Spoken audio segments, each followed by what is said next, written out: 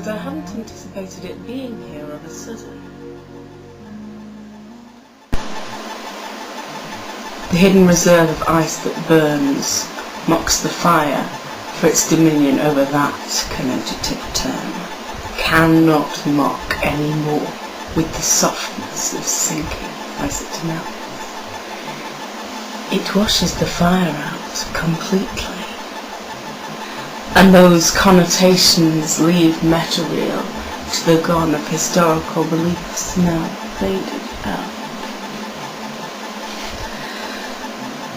For you cannot brandish in anger or in hate a force shrinking into itself, or force expansion in the space from which the force retracts. Nor can you even believe that this force was ever had.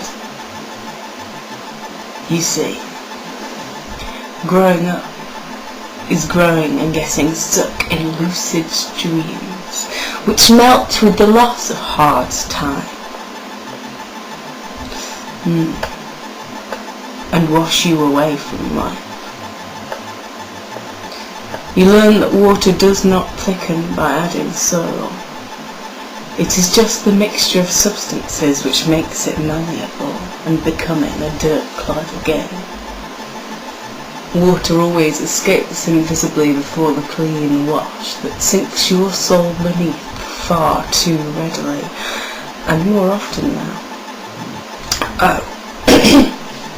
The complacent oldness of the grown-up. You should try to remember fire as the element on ice's terms. Ice is not great because it burns, but because the reserve from which it stores is omnipresent. Contain all fire and soothe thirst with its connotative terms and disappearance. The nature of life's sting not being hot or being cold, but the distancing between the actor and his acts. Weather, when they mix with burning multifarious facts. Fire and ice can still burn when stamped, or has another word sunk into the past. You cannot burn burnt flesh, but extinguish it, like the careful shrinking, becoming calmly lucid and going quiet, without an energy enough to say, this is where I'm at, for it takes too long to revisit the beaten track. Plucking empty words out of the close air, grammar makes it coherent, but it is be lost beneath your sea. It would take a trawler across the whole of the ocean to fish some of it out. Growing up and growing quiet